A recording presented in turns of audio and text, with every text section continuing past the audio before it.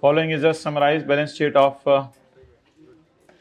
Safavi Limited and Khudri Limited.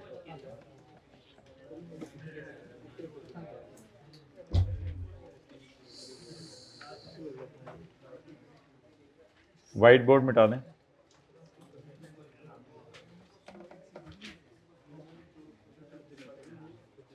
PP आ रहा है, intangibles आ रहे हैं। इन्वेस्टमेंट इन खुदरी नहीं है, ये तो इन्वेस्टमेंट इन अंबरा है। We acquired 3 million shares of Ambara, representing 25% shareholding. ये तो एसोसिएट है। इन्वेंट्री का शेयर कैपिटल लेवल।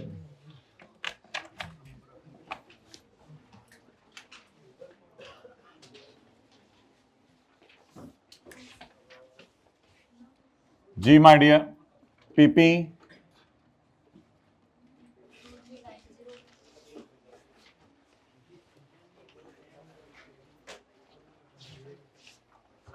बेटा तुम इतने सवाल कर रहे हो, तुम्हें कंसोलिडेटेड बैलेंस शीट हो जानी है जी।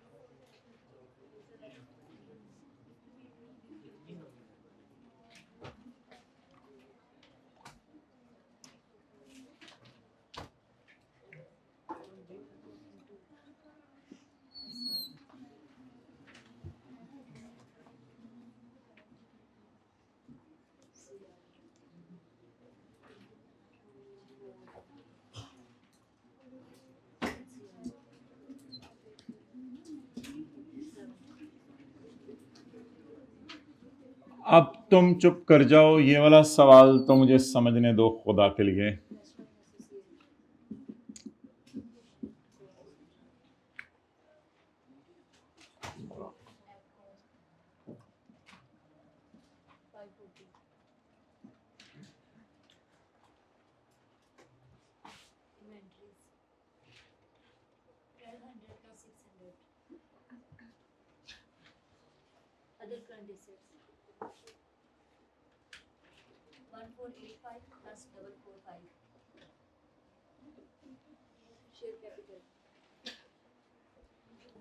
आपके साथ वाला कोई गलत फिगर लिखवाए ना तो उसे प्यार से कह दिया करें, तू लिखा ले, चल चल तू लिखा ले, उन सारे ही तू लिखा।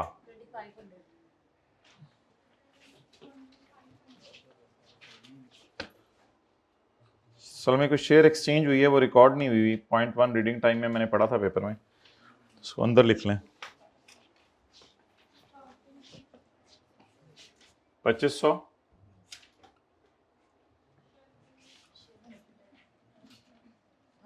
इस तरह तो ना किया करें ना, तरतीब से चलने में।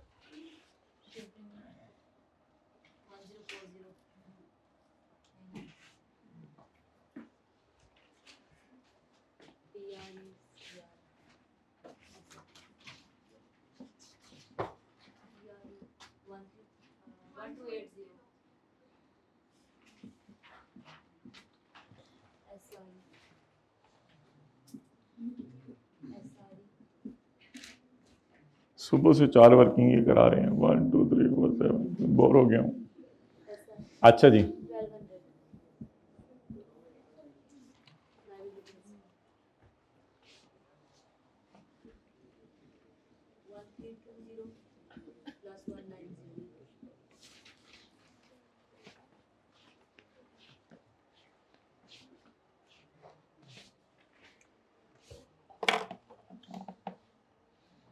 अगर आप लोग दाएं बाएं वाले को लेके नहीं आए तो फिर आप लोगों के साथ होगी, उसके साथ जो होनी है वो तो अलग है। ओके,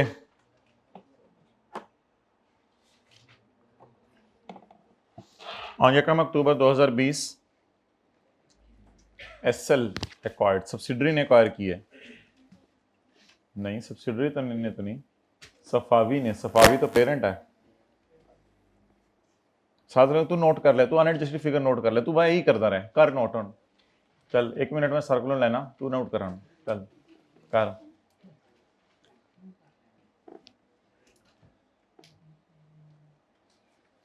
भाई इसकी जगह प्यार से भी बोल सकते हैं, भाई जरा जल्दी कर लो नोट। फिर करीबी मस्जिद में 5:12 टाइम लिखा हुआ है नमाज का, 5:04 पे भी हम इधर से निकलें तो इंशाल्लाह पहुंच जाएंगे। जल्दी करो तुम जरा नोट। ओके, ऑन यकम अक्टूबर 2020 हमारा साल खत्म होने से 9 मंथ्स पहले, हमारा साल खत्म होने से 9 मंथ्स पहले, तू कर ले अनएडजस्टेड नोट कर ले तू कर, बस नहीं छट ऑन नोट कर साहब, करें बेटा जल्दी नोट। मैं उधर ही छोड़ दिया उसने, तू खा ले खाना तो फौरन छोड़ देते हैं लोग। Share holding in subsidiary through a share exchange, अब 1 share in SL for every किन्ने शेयर इन KL लिखा ही नहीं हुआ। 1 शेयर इन SL, मेरा 1 शेयर ले लो for every share in KL लिखा हुआ है ना, 1 के बदले 1 तो लिखा हुआ है। At the acquisition date KL's RE was 1000 million. Working 6 नहीं हो सकती ना, डाटा अवेलेबल नहीं है, इसलिए उसने प्री RE दे दी 3। यहां आते आते 3 होगी मुझे लगा।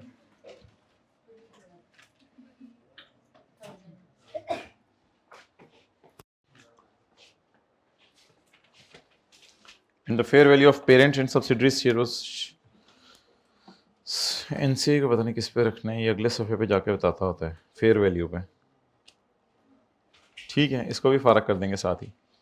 The share issue has not been recorded in the books, share issue किताबों में रिकॉर्ड नहीं हुआ। अच्छा, P बॉट S शेयर्स कितने,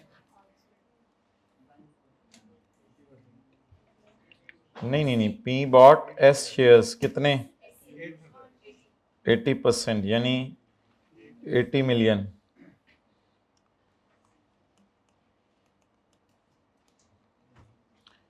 P will issue its own shares, 80 नीचे रखेंगे, जो S के हैं वो 1 आ रहा है और P का 1 जा रहा है, तो जवाब वही आ जाके खोती बोर्ड थल। General entry not been recorded, not been recorded तो आसान होता है, उसमें क्या है बस रिकॉर्ड कर दें। फिर 80 मिलियन शेयर्स इनटू 25 पेरेंट के शेयर्स,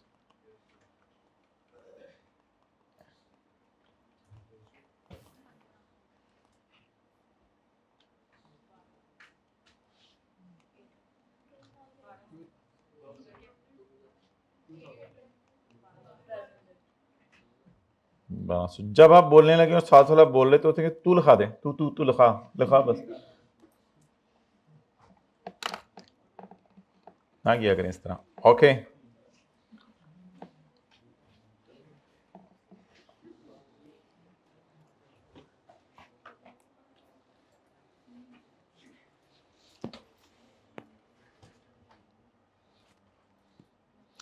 एक डॉक्टर साहब ने फैसलाबाद में बताया था कि मैंने लोगों को सुना है कि डेथ बेड पे खुद अपने कानों से डॉक्टरों को गालियां देते हुए मरते हैं बजाय कि कलमा पढ़े हों। और कल एक एक्सीडेंट हो रहा था, तो 15-16 साल का लड़का था, वो गिरते गिरते दूसरे को गाली दे रहा था जिसने उसे गिराया था। अच्छा जी, पता नहीं कहाँ से सुनते हैं, कहाँ लगाते हैं, कैसे माहौल में रहते हैं। अब इन्वेस्टमेंट डेबिट, शेयर कैपिटल और share premium credit, this entry has not been recorded, तो कर दें। अगर कहीं 1.1 की जरूरत नहीं है, बस एक ही एडजस्टमेंट है, तो इन्वेस्टमेंट क्वांटिटी अगर वर्किंग की हुई है तो वर्किंग को रेफरेंस कर दें, वरना 80 इंटू 25 और आई कैप इस तरह करता होता है 80 इंटू 10 और 80 इंटू 15। अगर वर्किंग की हुई है तो वर्किंग को रेफर कर दें। ये एंट्री पूरी होगी। Investment debit, share capital, share premium, credit.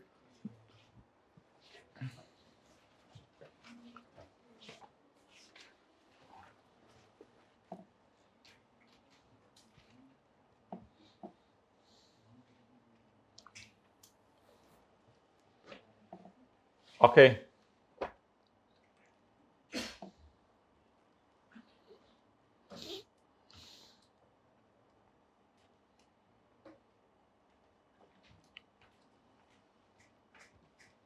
NCA को फेयर वैल्यू पे रखें। एनसीए को फेयर वैल्यू पे रखें जी। 20 मिलियन शेयर एनसीआई के हैं। ओहो, साथ वाले को आप ना बताएं 20 मिलियन कहां से आया। अगर उसे अभी भी पता नहीं चला ना कि 20 मिलियन कैसे निकालते हैं, तो let him rest in his own world. ना ना ना प्लीज, ज्यादा हो जाएगा। 20 इंटू 20%, 20,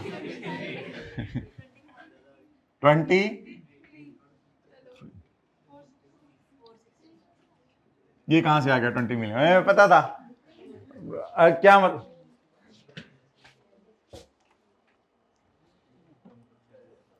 1000 में से 100 मिलियन, 100 मिलियन जरा 20%, 20 मिलियन शेयर्स, 20 मिलियन शेयर्स जरा 23 रुपए।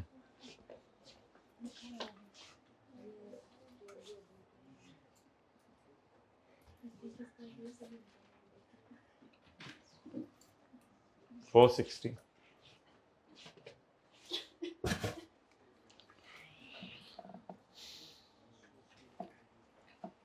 On the acquisition date, balance sheet date से 9 महीने पहले, बैलेंस शीट डेट से 9 महीने पहले, कैरिंग वैल्यू वाज बराबर to fair value except inventories which are carried at 240 at fair value of 340।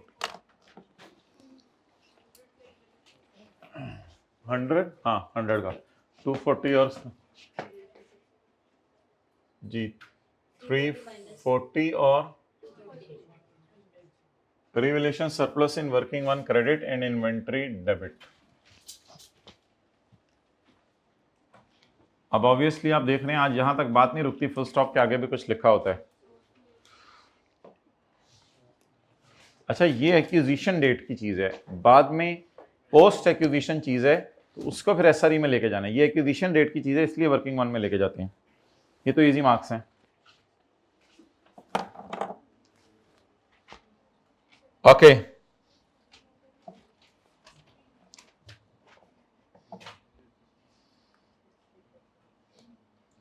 %60 of these was sold during the year. During the year से मुराद यही है इन 9 मंथ्स, यानी इन 9 मंथ्स में 9 months ही हुए हैं ना इस साल जो है। 60% ऑफ दीज का मतलब है यानी वही जो ये सारी असल में एक्विजिशन डेट वाली चीजें है ना, ये फिगर्स ही एक्विजिशन डेट वाली हैं। तो यहाँ ड्यूरिंग द ईयर से कोई कंफ्यूजन नहीं क्रिएट होनी चाहिए।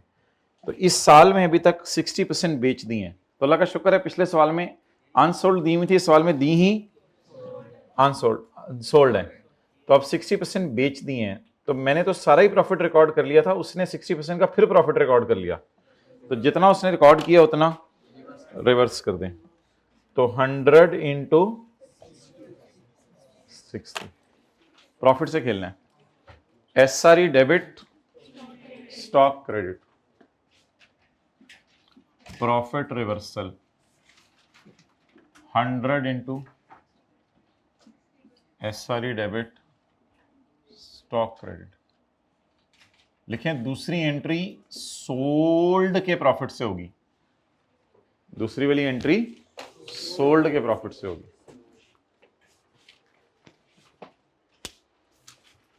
देखे ना क्यों, बस कर देना, समझ आ गया है। हाँ तेलिजन देख लें, देखे ना क्यों, मैंने असल में सारा गेन ऑलरेडी रिकॉर्ड कर लिया हुआ है। बाद में अगर वो बेच के खुद गेन रिकॉर्ड कर ले, क्योंकि उसने तो अपनी किताबों में कॉस्ट पे रखा हुआ है, उस गेन को मैं उल्टा रहा हूं एसआरई में से। बाकी 40% की एंट्री अगले साल हो जाएगी, अगर अगले साल बिक गई सारी।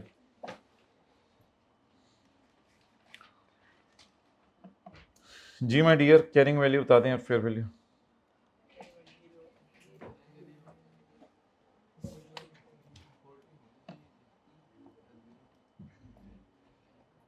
जल्दी करें ना, हाथ खड़ा करके कैरिंग वैल्यू और फेयर वैल्यू जो सही बता सकता है वो बता दे। Carrying value, fair value, excellent, 50। 40 को इग्नोर करना था, वेल डन। पढ़ें जी। Land is carried in books at 0, क्योंकि जो गवर्नमेंट ग्रांट वाली चीजें मिलती हैं हमारी मर्जी है कि नॉमिनल अमाउंट पे रख लें या फेयर वैल्यू पे रख लें। फेयर वैल्यू ये वाली जो लेते हैं ना, इसमें ये एक्विजिशन डेट वाली लेनी होती है, ये एक्विजिशन डेट वाली फेयर वैल्यू होती है, और कैरिंग वैल्यू भी एक्विजिशन डेट वाली। तो land was carried at nil and had a fair value of 50। किस दिन? On acquisition date had a fair value of 50। The land was allotted some years back. 3-4 साल पहले लैंड हमने allot हुई थी हमें, 2022 ही, हाँ 3-4 साल पहले हमें लैंड हुई थी, उस वक्त फेयर वैल्यू 40 की थी। अगर उस वक्त हम नॉमिनल वैल्यू पे ना रखते और फेयर वैल्यू पे रख लेते तो फिर किताबों में आज 40 की आ रही होती, फिर 40 और 50 का डिफरेंस 10 लेके जाना था। अब उस वक्त हमने जो मॉडल अडॉप्ट किया था वो नॉमिनल वैल्यू वाला था, तो नॉमिनल वैल्यू में लैंड को हमने 1 रुपए पे रखा होगा, 0 पे तो आमतौर पे नहीं रखा जाता, तो नॉमिनल वैल्यू में लैंड को हमने 1 रुपए या 0 पे रखा होगा। तो किताबों में 0 की आ रही है, बाजार में 50 की है। तो अब सऊदी किंग के जाने के बाद जैसे ही ये बेचूंगा मैं, शुक्र है इस सवाल में उसने नहीं आगे लिखा कि हमने बेच भी दी, इसमें भी फिर वही वाला पंगा होना था सारा, ऐसा रिमोट आना पड़ना था सब कुछ। अगर ये लिख देता आफ्टर यकम अक्टूबर the subsidiary has sold it for 50 अल्हम्दुलिल्लाह, तो फिर वो डबल वाला गेम फिर इधर भी हो जानी थी। अभी तो कंसोलिडेशन शुरू हुई है, फिर डबल वाली गेम इधर भी हो जानी थी, लेकिन अल्लाह का शुक्र है ऐसा कोई पंगा नहीं है। अभी तो उसने दूसरा पंगा लिया था कि कितने लोग 40 और 0 का डिफरेंस लेते हैं और कितने लोग 50 और 0 का डिफरेंस लेते हैं। तो अगर फेयर वैल्यू मॉडल होता तो खरीदते ही 40 पे रिकॉर्ड करता, और आज 50 है तो 10 का जाता। अब उस वक्त 0 पे रखा हुआ है तो 40 को इग्नोर करें, उस वक्त ही 40 को हमने काट दिया होगा, उस वक्त ही 40 को इग्नोर कर दिया होगा ना, क्योंकि नॉमिनल वैल्यू पे रख रहे हैं। तो आज बस फेयर वैल्यू पे ले आए, और ये फेयर वैल्यू एक्विजिशन डेट की उठानी होती है, ये पुरानी तो नहीं उठानी होती कोई, एक्विजिशन डेट की तो फेयर वैल्यू उठानी होती है। यही तो रो के 15 क्लासें हो गई हैं।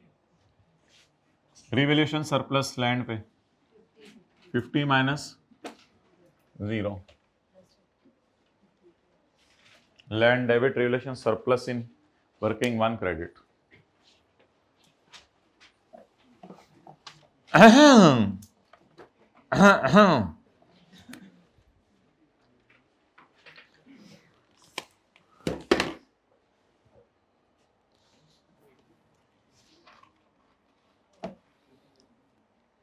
साल खत्म होने से 6 महीने पहले SL dispose of a software for 120, it's carrying value was इतने। वर्किंग नंबर, ये वर्किंग 9 बड़ी आप लोगों को याद आ रही है। तो gain disposed of for 120, it's carrying value was 90। Disposal account तो मैंने नहीं बनाया, आप बड़ा हो गया हूँ। डिस्पोजल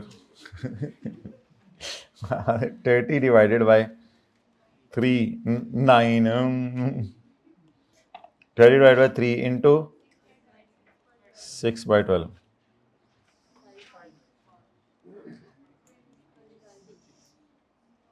एसएल कौन है तो केएल कौन है?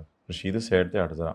अच्छा शोर ने बुढ़ी नूं वेचिया, की वेचिया? सॉफ्टवेयर वेचिया अपडेट करने वास्ते। सॉरी, एसआरई या पीआरई या सीआरई?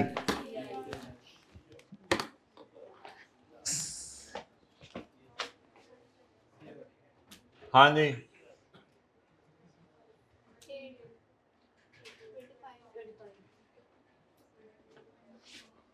टांगेबल इनटांगेबल। अटेंटिव रहे हैं, वो और कुछ नहीं है, बस ये सवाल ही है। अच्छा सीधे हाथ से लॉलीपॉप खाओ, इसको ये इतना बड़ा हो गया ये भी नहीं तुम्हें पता चला, खाने पीने की चीजें सीधे। अच्छा जी, point number 4, due to temporary difference due to temporary adverse economic and impairment test on goodwill has been impair by 60 million. ਕੱਢ ਤੇ ਲੈਣ ਦੇ, ਚਲੋ ਭਾਈ ਜਨ ਕੱਢੋ ਗੁਡਵਿਲ। ਅਸੀਂ ਕੱਢੀ ਨਹੀਂ ਹੁੰਦੀ, ਤੂੰ ਇੰਪੇਅਰ ਕਰ ਰਿਹਾ ਹੁੰਦਾ। साल वाला कह रहे ला ले मेरे नाल शुगल, मैं भी कदे लाना फिर। सॉरी भाई अगर किसी को बात बुरी लग रही है। 310 ये गुस्से से क्यों लड़ रखा है? माइनस कोई इतने कढ़ के दे छड़ी है इंपेयरमेंट, मैनू तो मजे हो गए। गुडविल क्रेडिट SRE में जाएगी यार। इस तरह दी 3-4 एडजस्टमेंट आ गई ना, मैं निकल जाना माशाल्लाह। हर सवाल च इस तरह दी कोई 3-4 एडजस्टमेंट पा देना, बस सारा सिलेबस कवर करना होता है। साथ वाले की तरह कभी आना कभी ना आना ये वाला सीन नहीं होता सीए में। मुस्कुरा के देखने कभी आने कभी ना आने वाले। अब तो शर्म सी आवे मुस्कुराते हुए भी। क्या कह रहा है? मंडे तो ना आवे।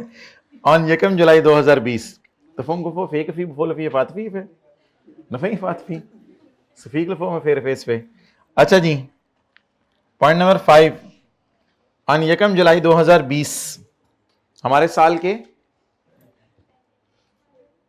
पहले दिन, नहीं हमारे साल के, हाँ पहले दिन, हमारे सभी साल ही नहीं पता चला, सवाल खत्म होने वाला है। हमारे साल के पहले दिन शोहर ने एक्वायर किए 3 मिलियन शेयर्स ऑफ अंबर आबाजी रिप्रेजेंटिंग 25% शेयर होल्डिंग। एसोसिएट बन गई अंबरा। On that date the RE was 2400, उस दिन आरी 2400 थी।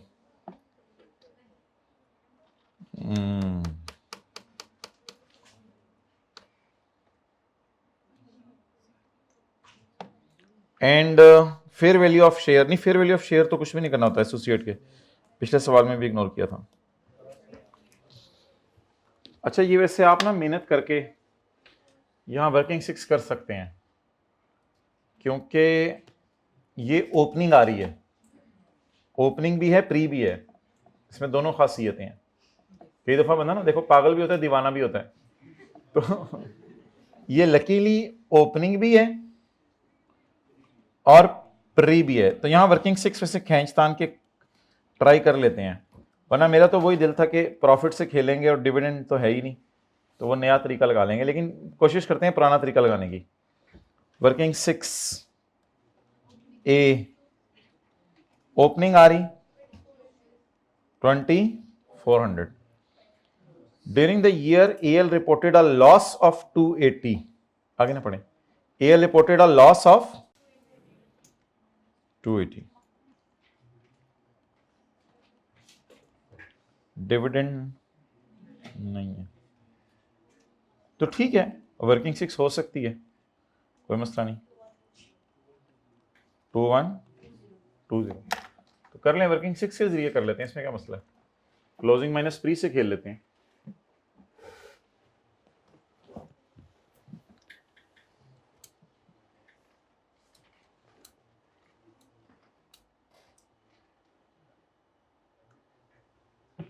लेकिन वो अगर कोई मिड ईयर एक्विजिशन होती ना तो फिर ये वर्किंग नहीं हो सकनी थी, क्योंकि ओपनिंग आ रही फिर मिसिंग होती शायद, वो भी फिर कोई खींचतान की अगर निकालनी पड़ती तो वो अलग डिस्कशन थी। तो अब आप कर लें, कोई मसला नहीं, अब आप कर लें क्लोजिंग माइनस प्री। आपने करना है क्लोजिंग, मैंने तो सोल्यूशन में क्लोजिंग माइनस प्री नहीं किया हुआ, मैंने सोल्यूशन में वर्किंग 7 पुराने तरीके से, वो नए तरीके से की हुई है। नया तरीका तो आपको पता है ना, पोस्ट पैट नहीं, फिर पोस्ट लॉस आएगा, ठीक है, और वो फिर साइड ये नहीं होगी, फिर ऑब्वियसली कुछ इधर आएगा। चलिए पहले पुराने तरीके से ट्राई करते हैं, फिर नए तरीके वाली किताब पे करके रख लेंगे, पुराने तरीके वाली सवाल में आज कर लेते हैं, नए तरीके वाली किताब पे करके रख लेंगे। बल्कि ऐसा करें क्योंकि पिछले सोल्यूशन से कंसिस्टेंट हो जाए तो पुराने तरीके वाली किताब पे कर लें, पुराने तरीके वाली किताब पे कर लें और नए तरीके वाले व्हाइट बोर्ड पे कर लेंगे, देख लेंगे दोनों का रिजल्ट सेम आ रहा है या नहीं। चलें जी, बिस्मिल्लाहिर्रहमानिर्रहीम। कॉस्ट बोलें कितनी है? ये मैं पुराने वाली कर रहा हूं, जिसमें मैं क्लोजिंग माइनस प्री करूंगा, पोस्ट नहीं करूंगा, क्लोजिंग माइनस प्री, पुराने तरीके वाली। कॉस्ट कितनी थी? 540।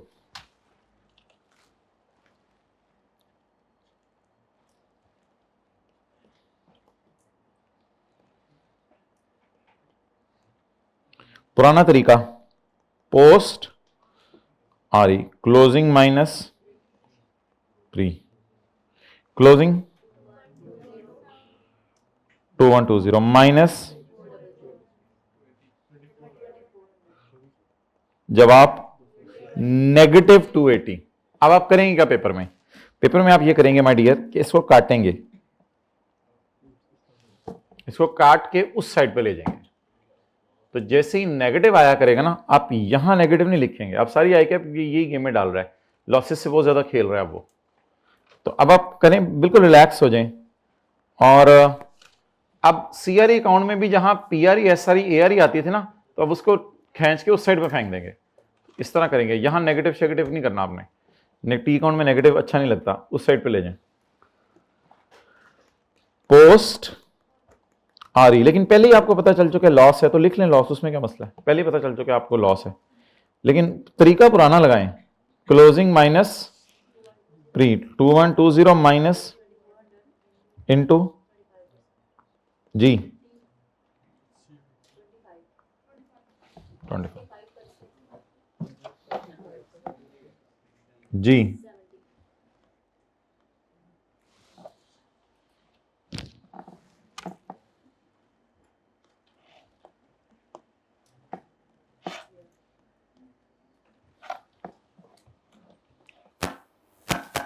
और इस 70 को ले जाना है आपने सीआरई में, सीआरई में। लेकिन ये सारा तो पुराना तरीका है, मैं वर्किंग 7 फिलहाल नए तरीके से कर रहा हूं। नया तरीका क्या है? PAT minus dividend. अब पैट और डिविडेंड दोनों ही एक जगह पे जाने हैं आज, क्योंकि डिविडेंड तो हमेशा ही उधर जाता है, डिविडेंड की साइड नहीं कभी बदलेगी। पैट और डिविडेंड दोनों ही क्रेडिट साइड पे जाने हैं, क्योंकि पैट नहीं है, उल्टा लॉस है, शायद इसलिए डिविडेंड भी नहीं बांटा सवाल में हमने इस साल। तो पैट है, तो अब क्या करें? क्लोजिंग माइनस प्री या पोस्ट पैट यहां लिख के काट दें और पोस्ट लॉस लिख के इसलिए काटें ताकि आदत बरकरार रहे। लेकिन ये नया तरीका है, इसमें भी डिविडेंड भी मुझे ढूंढना पड़ेगा, लेकिन वो डिविडेंड है ही नहीं सवाल में, क्या करूं जी। अब 80 को उठाएं, अब 280 को उठाएं, 280 खाली इसको उठाएं, क्योंकि इन दोनों का डिफरेंस उठाने तो ये उठा लें 280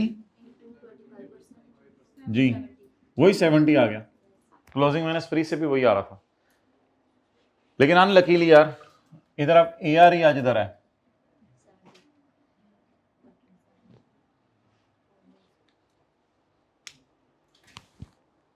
तो आपके समझने के लिए एआर यहां से काट के उधर ले गए। तो बस लॉसेस बड़े सिंपल हैं, जहां आते थे प्रॉफिट्स उनके ऑपोजिट साइड्स यूज करनी है। यार ये मेरे से नहीं पढ़ाया जा रहा, खत्म करो जल्दी लॉलीपॉप, थोड़ी थोड़ी देर बाद। अच्छा जी, खाने भी नहीं देते, मारेंगे भी और चीखने भी नहीं देंगे।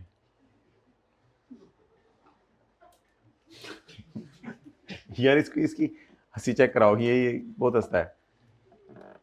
Okay, and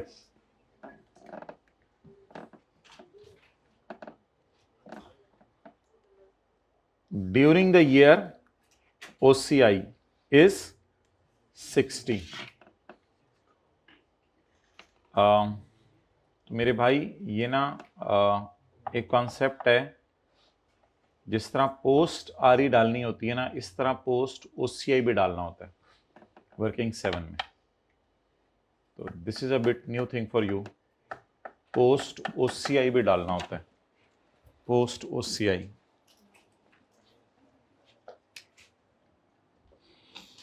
working 7 post PAT के नीचे बिल्कुल पोस्ट ओसीआई लिख लें ताकि याद रहे कि यहाँ क्यों आता है।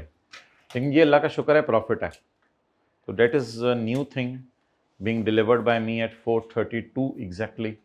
So please bardasht it if you can. Post OCI 60 into 20 15 जी बिल्कुल 15 भाजी तुम लंघ आया हूँ, तुम चाह पीनी है, गाड़ी चल पड़ी, आप तो 15 याद आया। अच्छा, ये सवाल में ना एक मसला है, या जो मर्जी समझ लें, इस सवाल में ना पेरेंट का ओसीआई या पेरेंट का रिवैल्यूएशन सरप्लस नहीं दिया हुआ, वरना असूली तौर पे ये पेरेंट के रिवैल्यूएशन सरप्लस में जाना चाहिए, क्योंकि पेरेंट का सरप्लस हो गया, उसमें एसोसिएट का सरप्लस डाल दें। मजबूरी में इसका क्रेडिट कहाँ फेंक दें, मजबूरी में सीआरई बस पेरेंट को दे दें आप, और क्या करें, मजबूरी में इधर फेंक दें इसका क्रेडिट।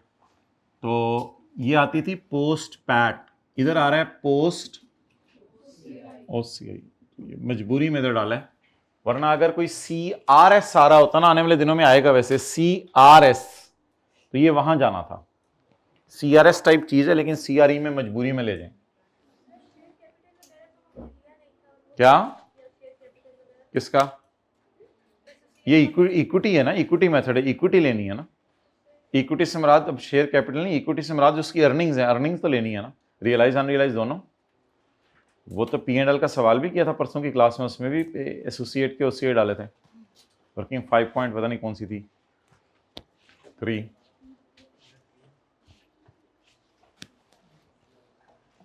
वर्किंग 7 में एक नया एडिशन हुआ है,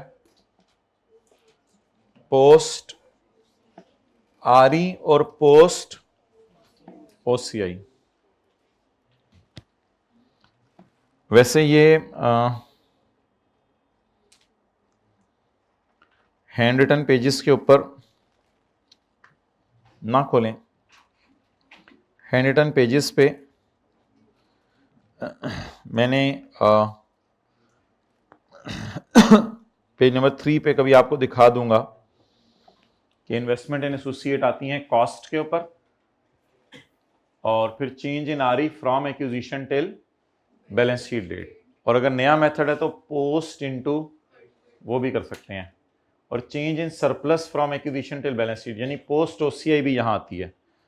और फिर पुरानी एडजस्टमेंट तो P2A इम्पेयरमेंट लॉस, और P's share of a dividend आता है only if 0.2 above instead of RE your PAT of current, यानी कि वर्किंग 6 ना हो सकती हो, ये लाइन आपको कटवा दूंगा, वर्किंग 6 अगर ना हो सकती हो तो यहाँ डिविडेंड भी आता है, वरना बस ये पूरा फॉर्मेट है इसका, कैरी डाउन बैलेंस शीट में चला जाता है वर्किंग 7।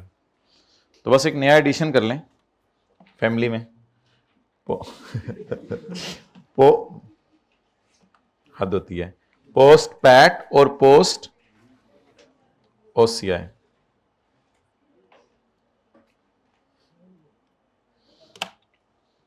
अच्छा, ये पुराने वाला अकाउंट भी चलाने तो चलाएं साथ, कैरी डाउन्स तो वही आने हैं ना, पोस्ट ओसीआई कितना है 15, पुराने वाला अकाउंट भी उस तरह चलाने तो चला सकते हैं, लेकिन हम नए पैटर्न पे इधर बना रहे हैं अकाउंट।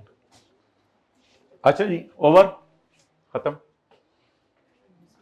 ओए तुम लोगों ने ये रेंडवे पे कुछ कर लिया, छोड़ो यार, इतना क्या करते रहते हो आपस में, ये को BSL KL को चीजें बेच होन की कीता है।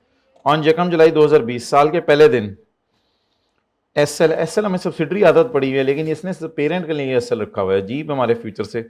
अच्छा, पेरेंट ने मशीनरी बेची है, होने है कौन, ये कौन है, ओ अंबारा को, बीवी नंबर 2। तो पेरेंट ने एसोसिएट को बेची है machinery at a gain of 100%। The remaining life of machinery at the time of disposal was 5 years। तो वर्किंग नंबर पटाखा यानी वर्किंग नंबर 9।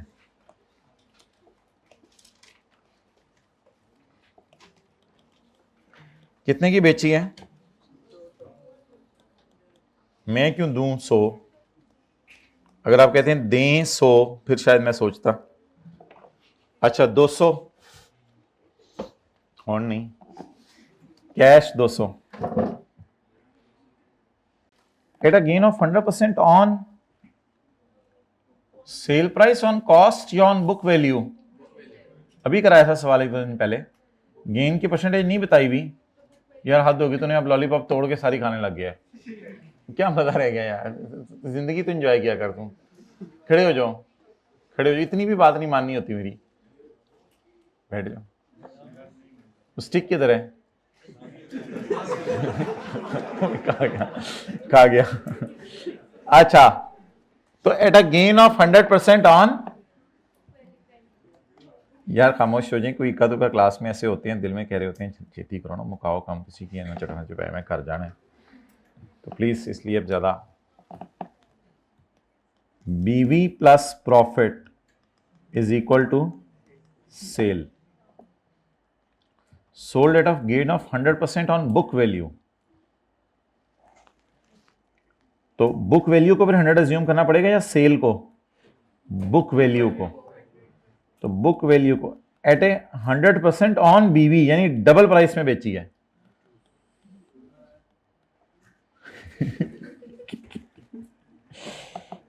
अच्छा चलें जी, बीवी कटें। यार अजीब सवाल ने एक एक जैसी चीजें रखी हुई हैं।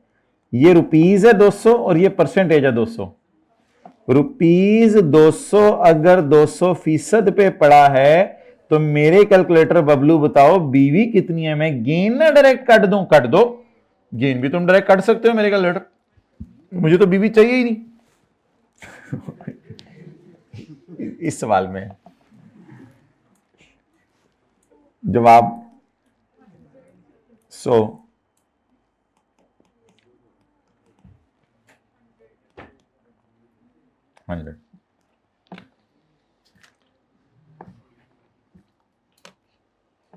चलें जी, हाथ खड़े कर लें सारे, रेज योर हैंड्स। ओके, शुक्रिया।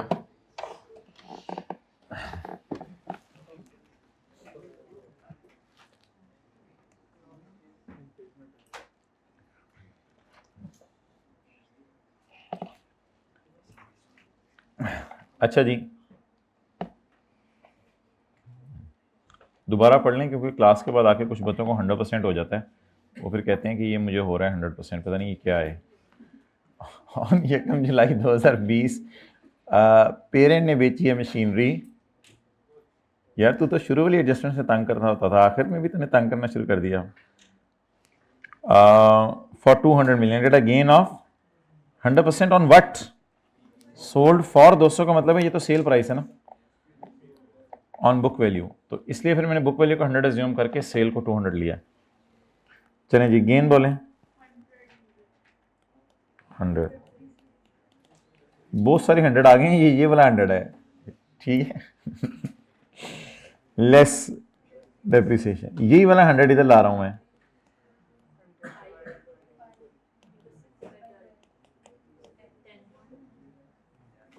रशीद जरा मुझे बताना क्लास के बाद, ये कभी 6/12 कर रहे होते हैं, कभी 3/12 कर रहे होते हैं, कभी कुछ कर रहे होते हैं।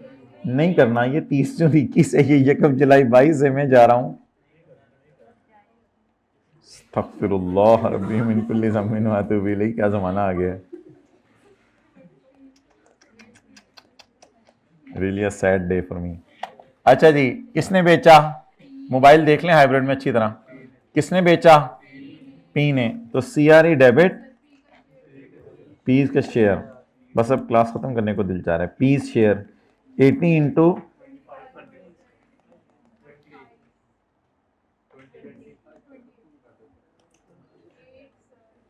अच्छा किसने बेचा?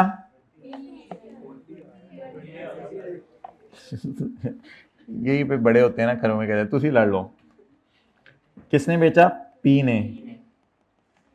किसने खरीदा?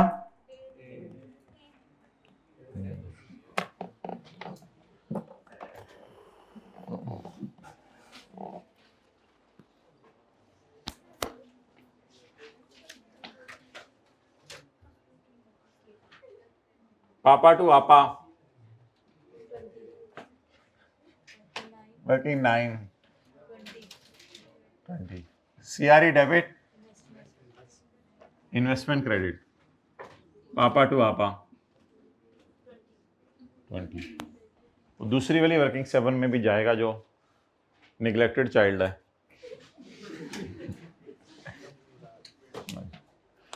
ये बहुत गुस्सा आ रहा है तेरे पे, तू क्यों हंस रहा है?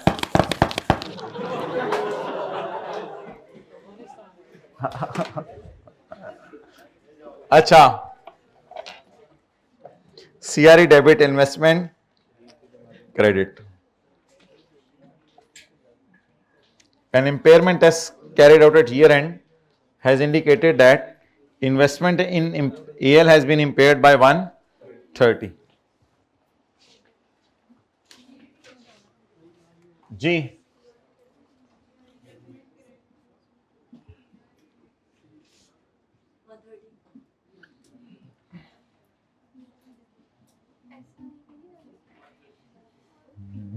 मैं रोने लगा हूं।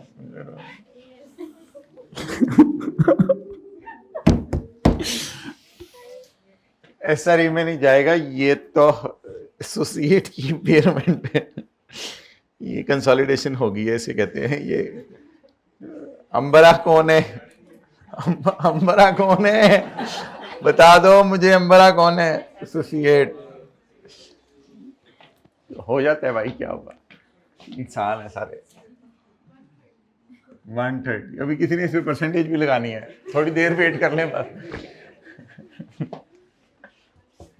अच्छा, एनसीआई फेयर वैल्यू पे है। अच्छा, मैंने तो प्रोपोर्शनेट निकाल लिया था। नहीं, बस ठीक है, और तो कोई चीज नहीं।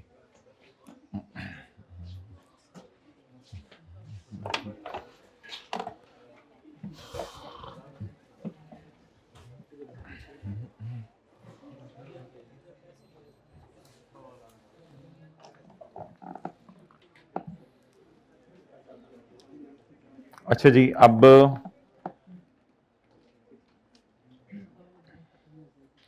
इसमें से कौन कौन सा सवाल हो गया हुआ पास पेपर क्वेश्चन 11 में, page 264?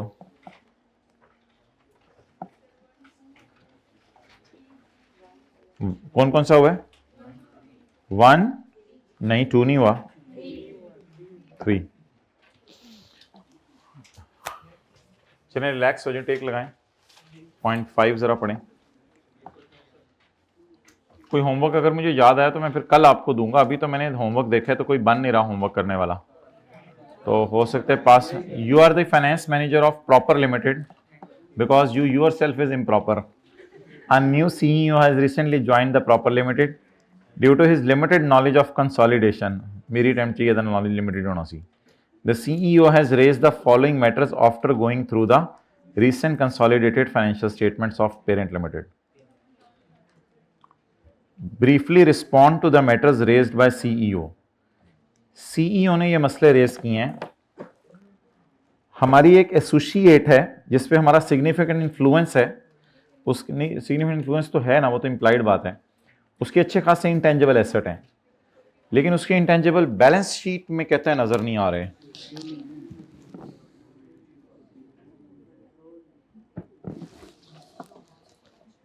CEO has raised the matters after going through the consolidated financial statement.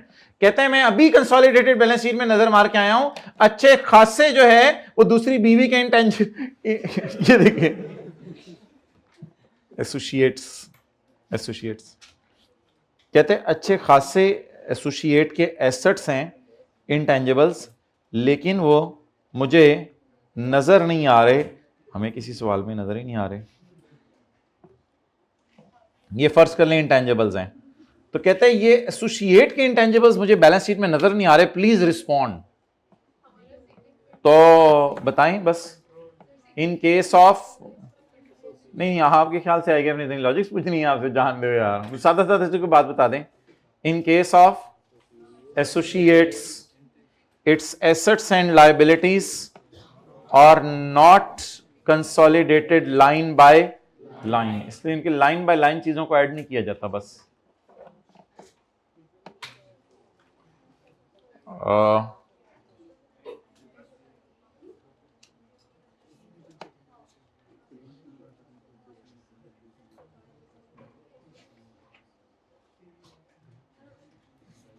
Investment in associated company using a share in net assets of associates are shown in one line and are not consolidated line by line as done for subsidiaries.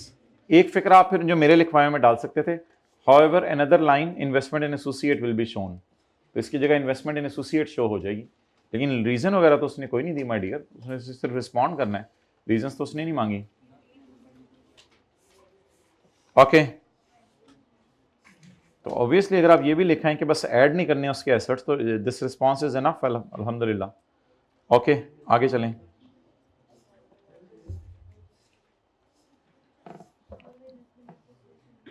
अच्छा जी,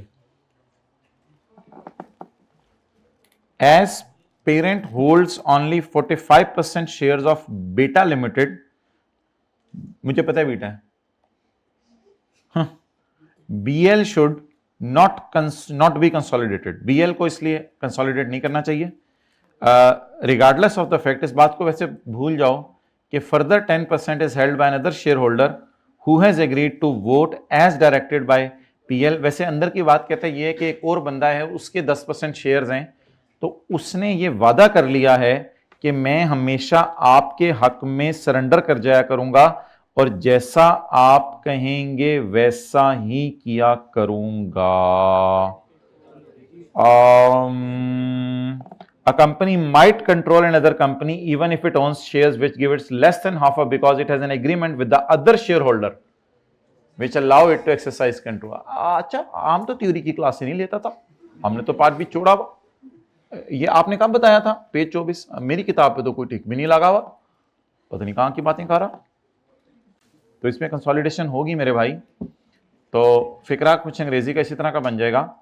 even if we are owning 45% shares, but because we have agreed with other share holders that they will vote in favour of us, so in this case it will become our subsidiary and we exercises the control, therefore consolidation will be made. जी आगे.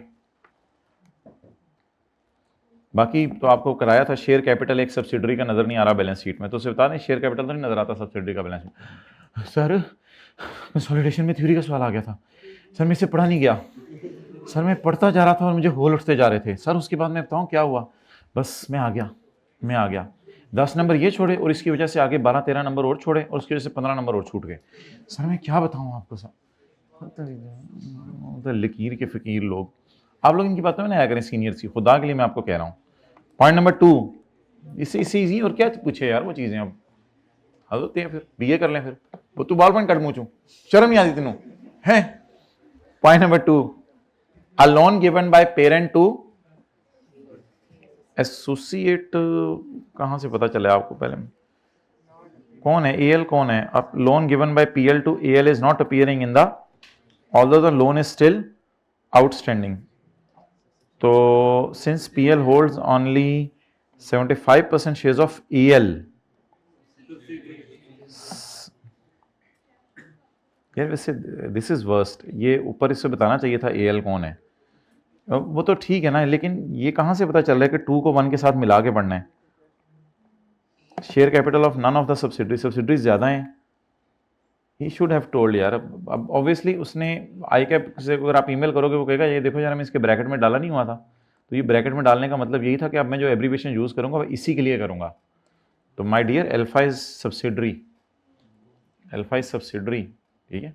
अब होता है logic देने पे आए तो बंदा ये तो किसी चीज की भी लॉजिक निकाल लेता है. A loan given by parent to subsidiary is not appearing in the financial statements. कौन सी financial statements? ओ किथों go through हो रहा है? Consolidated financial statement में से go through होके आया है. ऐ भी ਤੁਹਾਨੂੰ पता होना चाहिए वो किथों go through होके आया. अच्छा उत्ते वाला भी पढ़ना होंगे, थल्ले वाला भी पढ़ना होंगे, मैं बीच वाला ही पढ़ना रहना. वो go through कहां से होके आ रहा है? तो while going through a loan given by parent to subsidiary not appearing KD वाली financial statement, in separate या in consolidated, although the loan is still outstanding, अभी तक लोन वापस नहीं किया शोर ने बीवी का, फिर भी नजर नहीं आ रहा किताबों में. CEO please calm down. The loan in the books of parent and loan in the books of subsidiary is cancelled out. So my dear, it will not appear in the books. And well I say It is not limited knowledge, it is no knowledge. You are having no knowledge of consolidation, my dear. How dare you to, you are taking my responses, then I will respond you. Okay, man, guy, please be attentive. Okay, okay, chal. Similarly, interest income on such loan is also missing. Interest income भी missing है पुत्र, interest income expense भी cancel हो जाता है P&L में, my dear. तो केड़े पिंडू आए हैं? लिटिल नॉलेज, फारग knowledge. Although parent has paid the full interest, मैंने पूरा का पूरा इंटरेस्ट पे भी कर दिया है। Cash debit, interest income credit, interest expense debit, cash credit, सब पे भी हो गया है। लेकिन पे होने के बावजूद भी बैलेंस शीट में रिसीवेबल पेबल कैंसिल नहीं होना था क्योंकि था ही नहीं। लेकिन P&L में इनकम एक्सपेंस तो कैंसिल होने हैं ना, तो इनकम एक्सपेंस कैंसिल होने हैं P&L में। सर जी कभी पेपर च पढ़ के देखो एडजस्टमेंट, फिर तो पता लगे। इत्थे बह के पढ़नी बड़ी आसान ने। जाएं, साथ वाले को लेके जाएं, आज आप चले जाएं, आइंदा एक दिन तक नजर ना आए।